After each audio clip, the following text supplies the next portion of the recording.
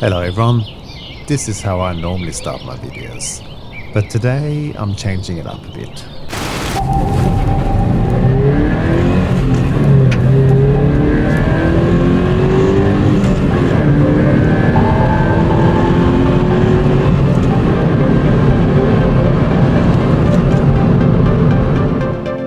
I'm a child of the 80s where the cars were mostly dangerous and manual. We had bold colours, big hair, and stonewashed jeans were an essential look. I had vivid memories of chrome and leather interior chairs in the living room with a CRT television set and a VHS recorder with old school long travel steel buttons and levers, where setting a timer to record Back to the Future was the mechanical process of simultaneously pressing the record and pause button, where a black and red timer triggered the pause button to start recording on tape. It's from this world that Straton watches seem to have emerged from. Much like Carl, the man behind Straton, my early car purchases were bought with the heart and not the brain. Think a jittery Alfa Romeo on snowy winter roads in Sweden, with these car interiors conceived in the late 70s and early 80s that prioritized RPM dials in boxy gauge clusters, with a bit of faux leather over here and faux steel over here, and plenty of black plastic, of course. If you jump on the Straton website today, you're met with the glorious aesthetic of the 1980s. And whether you're just a fan of Stranger Things the TV show, or have a nostalgic view of your childhood's best parts, you'll feel right at home. Today I have the Volante on loan, which takes us even further back to the late 70s styling of boxy steel and leather designs. Is this a look you could live with even today in the 2020s? Let's find out.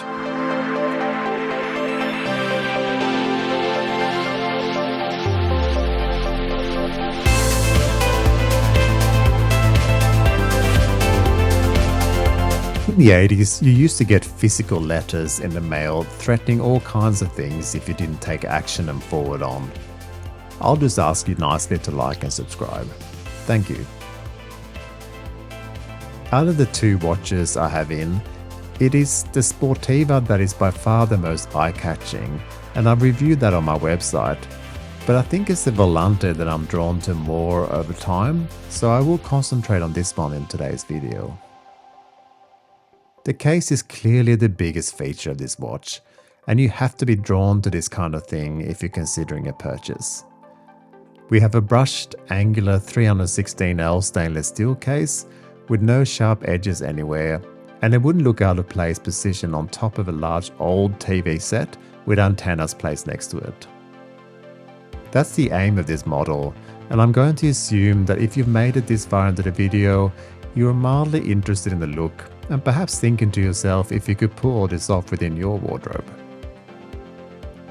Let's cover the sizes here. You can actually get this watch in both 41.5mm like this one and also 38. Since the watch does wear pretty big, I'd probably say even on a large wrist like mine of 19cm, you'd have no trouble pulling off the smaller one. Thickness is 11.2mm, including the crystal, and lug width on this one is 22mm. Lug to lug is 47.5mm. The screw down unguarded crown has these angular lines that obviously makes it easy to grip, but it also helps convey this feeling of raw speed. You know that sense of doing something dangerous, like driving an old car at speeds that in the early 80s would mean certain death if you made a mistake? Perhaps I'm reading too much into the crown design, but either way, it looks great and it's signed with the Straton S. So let's get stuck into the dial now, and allow me to pull out one detail here. In the 70s and 80s, having an equalizer placed on top of your amplifier, or even if you're lucky on the side of your Walkman or Ghetto Blaster, allowed you to push up that bass or generally customize the sound to your liking. It meant a pattern emerged on the display or even on the levers that's not unlike what we see here on the Minitrack. This wavy sound pattern is dynamic, fun, and just reminds me of the music of the era, which of course was on cassette tape in your car as well. The applied indices seem to float above the distressed steel plate that forms the center of the watch, and we have a thin strip of lume on each one and even a small orange pip on the longer ones to tie in with the orange seconds hand. The seconds hand, with its triangle marker in combination with the straight up sword hands, are easy to see, and despite being mounted on a background of silver here, you'll never struggle to see the time. Perhaps that's partially down to the exemplary, restrained approach to text on the dial, where all we find is the applied S Straton logo and the applied Volante model badge. I've mentioned this before, it takes courage to not shout about the fact that the watch has 100 meters water resistance, sapphire crystal, and in this case, an automatic. I love this approach, since if you're a fan, you know these things already, and you don't need to read it on the dial every day. These types of specs also means that you don't have to worry about anything in your normal life. The sapphire crystal will hold up to light abuse, as will the watch should you happen to find yourself in a hot tub time machine. Flipping the watch over, there is one slightly odd decision here. On the Sportiva, we have a motif of a steering wheel and instrument cluster. Again, check out my website to see that. And we appear to have the same caseback on the Volante, but with an open caseback to show off the movement. So on the open caseback, all you see are random patterns outside the open caseback, and you have no idea what that original artwork should resemble. It's a small detail, but one I had to point out. I'd personally prefer plain back here. Within, we have the Sellita SW200, so quality Swiss movement, which is commendable at the price point of $449 to $599 depending on when you buy yours. It's not the most exciting movement to look at in the world, but I always think it's worth keeping in mind that this might be the first automatic movement of someone's watch collection, and in that scenario, it is in fact super exciting to that person. There's barely any print or usual spec sheet, other than the brand, model number, which again is pretty cool, I reckon.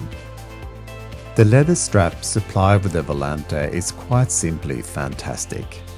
It's soft, straight out of the box, very pliable and smells great.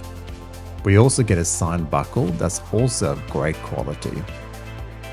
The whole look reminds me of the light brown and ventilated leather driving gloves of early motorsport, which I'm sure is not a coincidence since you can actually buy these on the Straton website.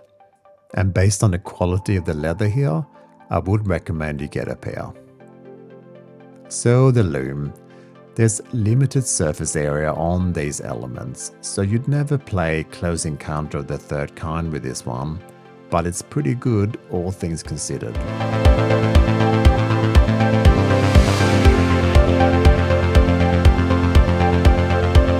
The Straton watches aren't for everyone. You do need to have an appreciation for retro 70s and 80s designs, and since you're watching this, it's a fair chance that you do have just that. If you like what you see here, then at least rest assured that these watches are well made, present excellent value for money, and unlike a lot of these retro designed items, are made to last from steel, leather, and with modern up-to-date movements. Ironically, a lot of things in the early 80s were not made to last with cheap plastics, and let's not even talk about cassette and VHS tapes that literally deteriorated every time you use one. There are definitely some aspects of the 80s that I never want to see again. Not so here. The leather and steel should look better over time, and I think you'll enjoy your Straton watch for many years beyond its standard 2-year warranty. All this is added to the fact that Carl behind the brand is a lovely guy that just wants to make you happy with his designs and provide for his family. If all these reasons aren't enough for you to buy your own Volante or Sportiva just now, I don't know what is. Thank you for watching, and I'll see you next time.